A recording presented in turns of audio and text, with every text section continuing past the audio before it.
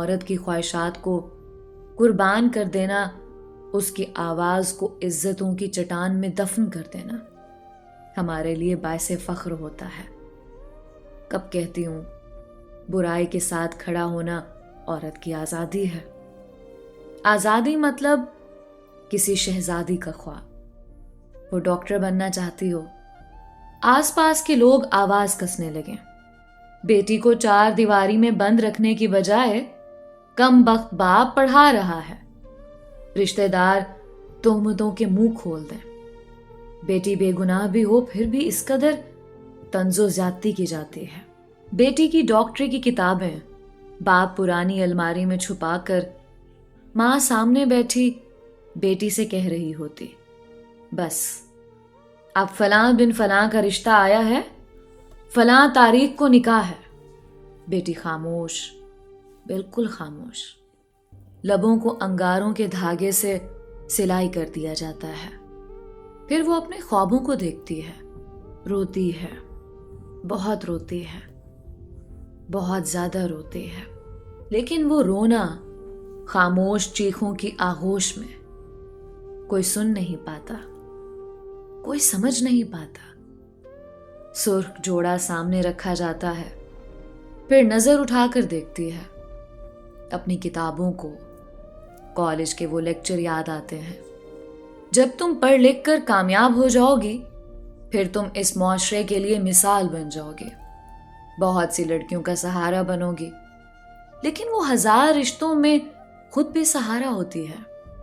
رخصتی سے پہلے آخری نظر خوابوں کی جانب، جس بیگ میں کالج کے کینٹین سے لیس لانٹی کبھی سموسے ڈال کر لاتی تھی۔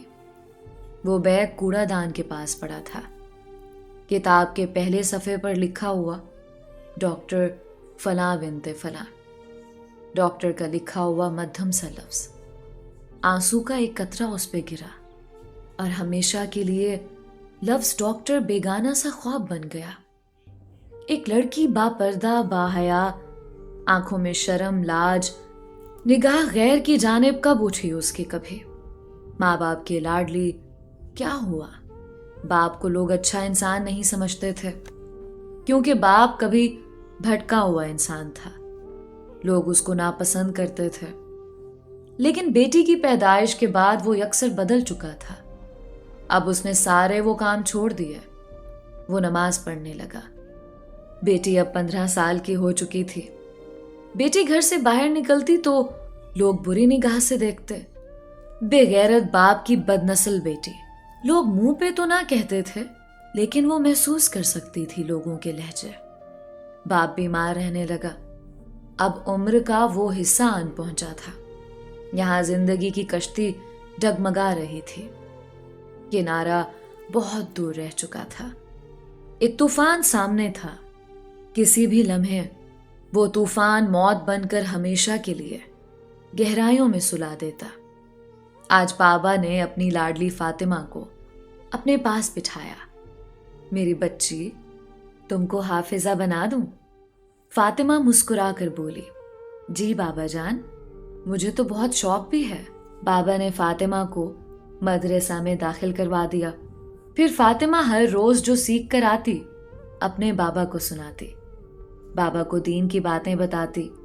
بابا سن کر بہت خوش ہوتے۔ پھر ایک دن بابا کا دوست آیا، ایک راز افشاں ہوا۔ بابا کبھی دلال ہوا کرتے تھے، جوانی کے دن یا غربت کا تماشا، جو ایسا کرنا پڑا تھا۔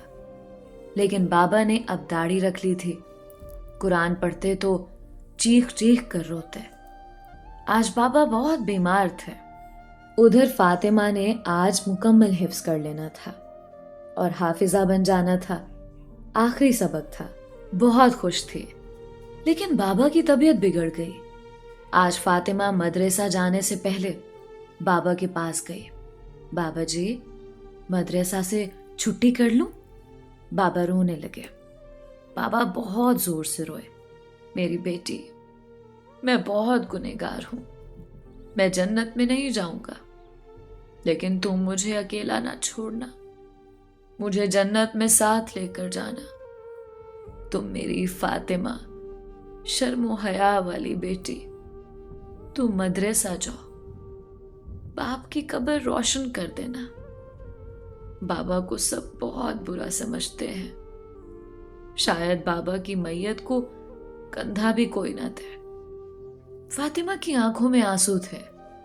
बाबा, आप ऐसी बातें क्यों कर रहे हैं? बाबा ने आखिरी हिचकी भरी और अलविदा कह गए। वही हुआ। चंद गिने चुने लोग बाबा के जनाजे में आए। लोगों की तलखियां, वही माशरे की लंबी जुबान। मदरसा जाते हुए लड़कों ने ताना दिया। वो बुर्का पहने हुए थे। पर्दे का ये आलम था, उसकी आंखें भी कोई नहीं देख सकता था। माँ ने जब मुआशरे को देखा तो फातिमा से कहने लगी, बेटी बस कर दे, अब घर बैठ जा, लोग जीने नहीं देंगे अब। फातिमा खामोश रही। आज वो आलमा बन चुकी थी। मदरसा में आखिरी दिन था। वो स्टेज पे खड़ी थी। बहुत से लोग आए हुए थे। इंतकाल से पहले बाबा मुझे सीने लगाकर बहुत रोए थे। कहने लगे, बेटी मुझे कयामत के दिन जन्नत में लेकर जाना अपने साथ। वो समझते थे उन्होंने बहुत गुनाह किए हैं, वो बहुत गुनाहगार हैं, उनको जन्नत में नहीं जाने देंगे। उन्होंने मेरी भलाई का सोचा। मैं जब अच्छी इंसान बनूंगी तब ही बाबा को जन्नत में साथ लेकर जाऊंगी ना। सब सोचते हैं अब्बा बहुत बुरे इंसान हैं, उनकी औलाद भी वैसी ही निकलेगी।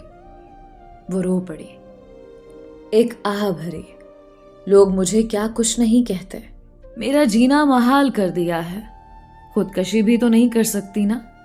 बाबा को वादा किया है, जन्नत में साथ लेकर जाऊंगी। मैं वापस बाबा का सर ऊंचा करूंगी। सिर्फ बेटे ही सर ऊंचा नहीं करते, बेटियां भी करती हैं। बेटियां ज्यादा करती हैं। हाल तालियों से गूंज उठा। हर आंख अश्कबार थी। मैं क्या कहूं इस मुआशरे को जो इस कदर किसी बेटी को दुख दे जाता है। मेरे मुआशरे ने औरत को अपाहज बना रखा है, सोच से, इल्म से और खुद मुख्तारी से। ना देखी जाने वाली बेड़ियां औरत को डाली हुई हैं। कोई माने या ना माने, हकीकत सब जानते हैं। मेरा मकसद तनकीद नहीं, इस्लाह है। हर मर्द बुरा नहीं है, हर औरत बुरी नहीं है। आप भी सोचें, आप बाबा को कयामत वाले दिन जन्नत में साथ लेकर जाने वाली बेटी हैं ना, या आप किसी और रास्ते पे हैं? आप खुद को पहचानें, अपनी कदर करें और हर माँ बाप बेटी को जीना सिखाएं, बेड़ियों से आज़ाद करें। आज देखो ना, फातिमा आलमा फाजला बन गई। आज डॉक्टर फातिमा रशीद है, एक यूनिवर्सिटी में लेक्चरर है।